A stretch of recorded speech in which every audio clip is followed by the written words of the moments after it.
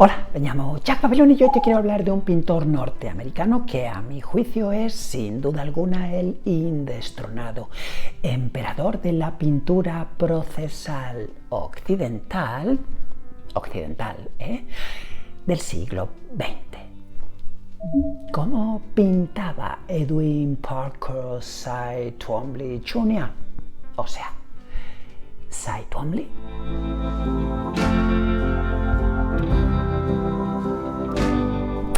Pero antes de meter mis manos en los tubos de pintura de Cy Twombly, permíteme que te recuerde, que te refresque un minúsculo exordio técnico, en un arranque de absoluta síntesis y un poco también de atrevimiento conceptual por mi parte.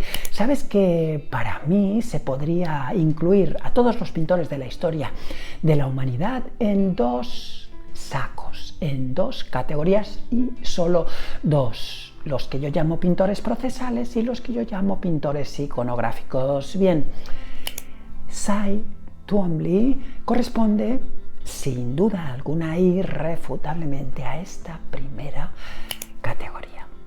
Y ahora mismo estarás pensando, Chuck, ¿puedes concretar un poquito más? Con muchísimo gusto.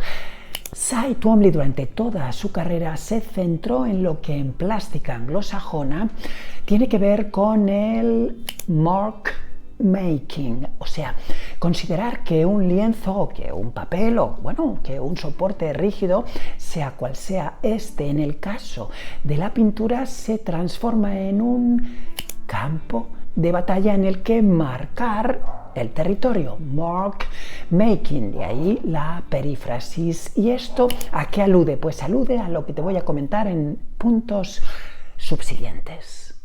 Pero antes de seguir adelante, he de concluirte este razonamiento. ¿A dónde va a parar Cy Twombly con todo esto? Bueno, pues a experimentar, a crear un laboratorio constante en cada cuadro de posibilidades expresivas de este mark making, o sea, de la marca.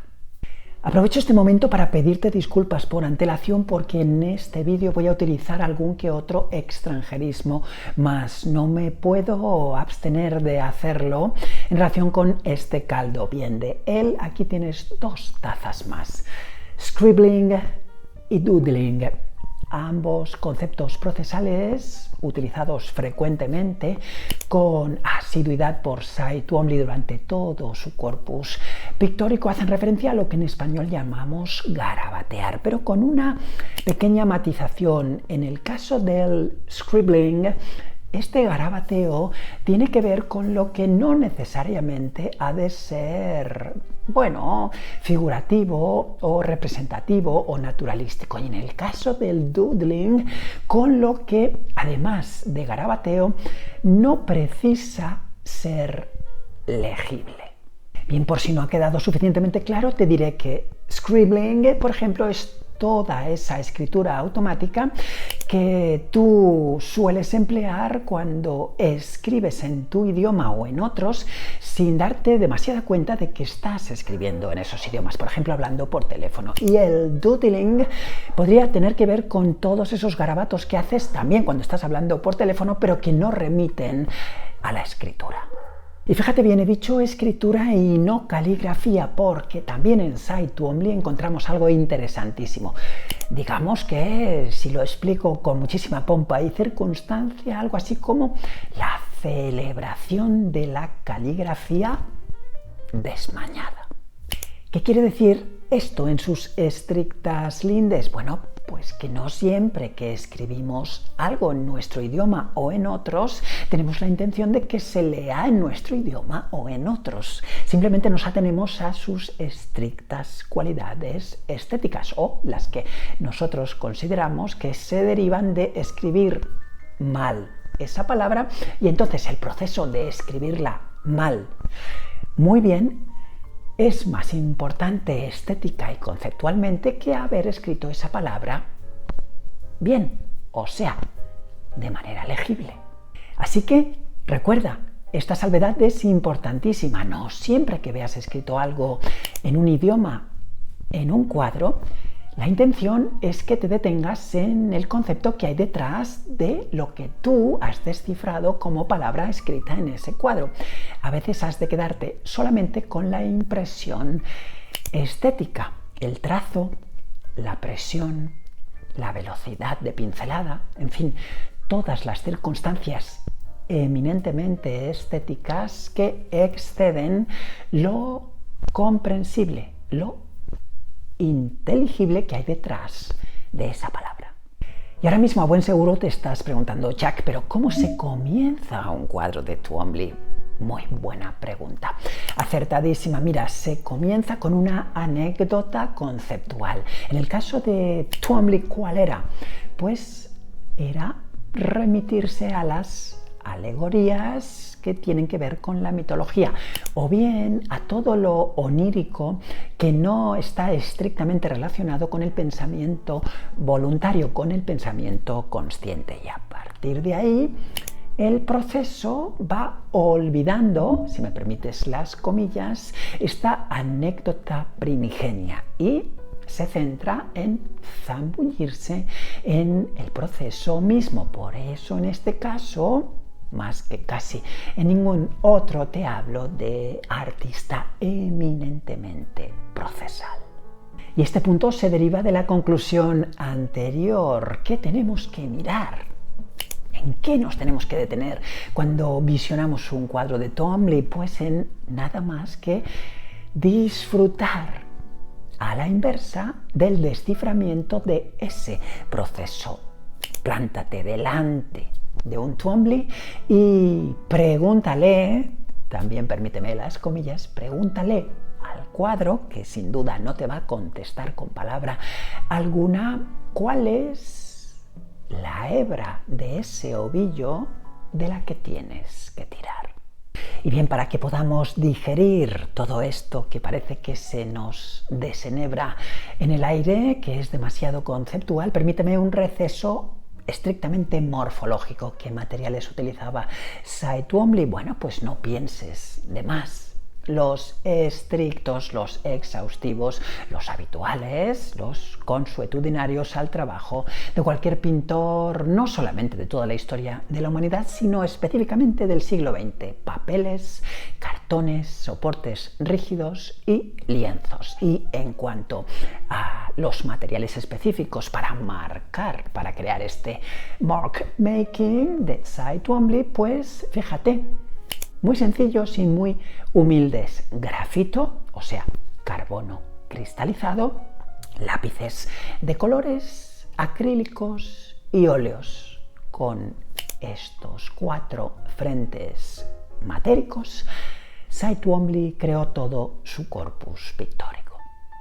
Y si antes te solicité tu preperdón era por algo, porque allá que voy con otro extranjerismo. Stream of Consciousness. Este es un argumento, esta es una perífrasis que utilizan escuelas no de pensamiento, sino de práctica espiritual. Si no te gusta la palabra religión, utilizo espíritu. Son prácticas que nos pretenden internar en un trance, en un estado alterado de conciencia. ¿Y cuál es el objeto de este estado? Pues liberar la propia involuntariedad de la conciencia misma. Muchas veces decimos, ¿eres consciente de haber hecho esto? Bueno, nos referimos a la conciencia voluntaria de nuestra propia mente, pero cuando decimos que nuestra conciencia se transforma en un ente subconsciente o hiperconsciente también, no hay por qué situarlo por debajo, por lo subterráneo, nos estamos refiriendo a que hay cierto porcentaje de nuestra conciencia, que es evidentemente intangible, que se manifiesta de manera antónima por inconsciencia. Y bien, como sé que el punto previo es demasiado proceloso tanto de explicar como de asimilar instantáneamente, vamos a bajar un poquito la altitud. ¿Cómo se fraguan estas pinturas? Se fraguan como se fraguan todas las pinturas de la historia de la humanidad, con 2 conceptos antónimos: tensión y distensión. ¿Qué es la tensión? La tensión es la producción de algo llamativo, en este caso para el visualizador. Y la distensión es la producción de un gesto, de una marca, de una sugerencia pictórica que relaja la tensión creada con el elemento, con la marca, con el proceso previo. ¿Sí? En este caso, Cy Twombly no escapa a las reglas fundamentales de la pintura, al menos occidental, de la historia de la humanidad. Propongo una tensión y resuelvo una distensión. Al crear esta distensión, de nuevo puedo volver a crear una tensión novedosa. Y entonces te acabo de explicar que es un cuadro también de Cy Twombly, un compendio de tensiones y distensiones visuales. Y sí, de manera silente te estoy escuchando. ¿Puedes aterrizar un poquito más? Con mucho gusto. Si he propuesto un trazo firme, un trazo agresivo, un trazo, ¿por qué no violento? Se ve la violencia en ese trazo. Si he propuesto un trazo saturado de color, en los territorios adyacentes propongo trazos más desdibujados o totalmente desdibujados, ilegibles, más transparentes o más translúcidos, como desees, más sugeridos, más velados, más nebulosos, más difusos. ¿Ves?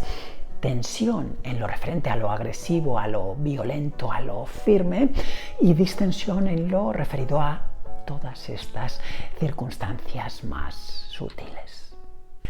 Y sí, lo he querido demorar, pero ha llegado el momento. No solamente voy a tocar la tapa, que no me he permitido tocar en todo lo que va de vídeo, sino que además no solamente voy a tocar la tapa, sino que voy a abrir la caja de Pandora que esta tapa cierra. ¿Podemos permitir a Twombly que nos proponga las obras que nos propuso? Estarás pensando. Y con muy buen juicio, bueno, la respuesta es ¿por qué no? No porque sí, sino ¿por qué no? Esta respuesta, fíjate que es una respuesta interrogativa, te aconsejo, no soy quien para hacerlo, pero bueno, si tienes a bien considerar este consejo, considéralo. Te aconsejo, digo, que lo tengas presente siempre que te acerques a la pintura, no de intención sensible, no de intención naturalística, no de intención representativa en lo que se refiere a lo que nuestra vista percibe. Bien, abandónate. ¿Cuál es el mandato de las obras de Twombly? Abandónate. Percíbeme.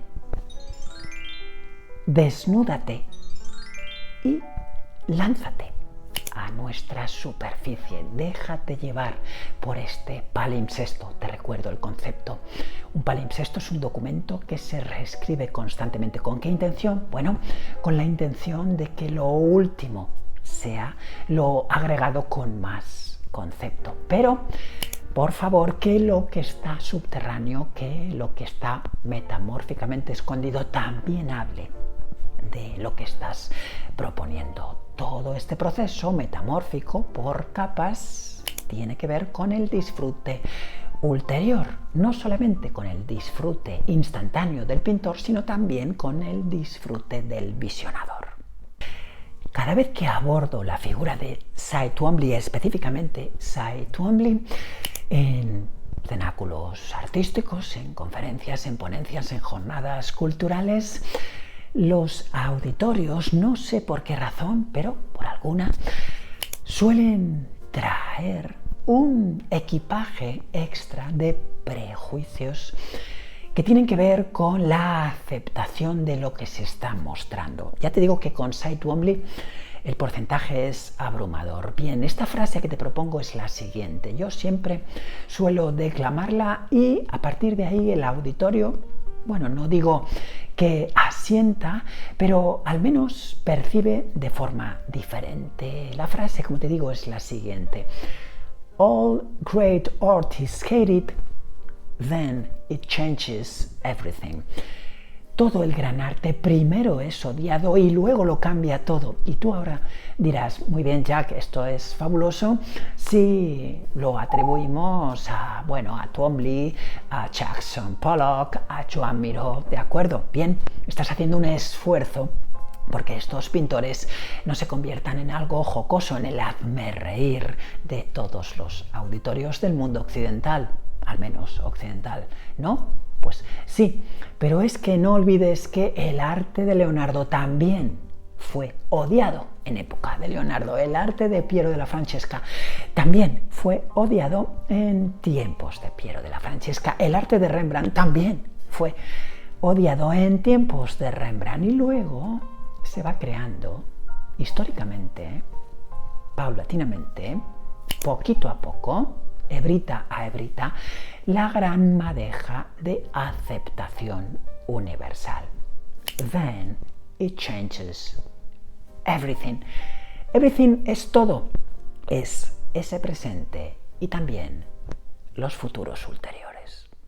Y es aquí cuando te justifico la licencia poética que antes me tomaba con traer a colación la caja de Pandora. ¿Cuántas veces habrás oído en un museo, en una galería de arte contemporáneo, las siguientes dos frases?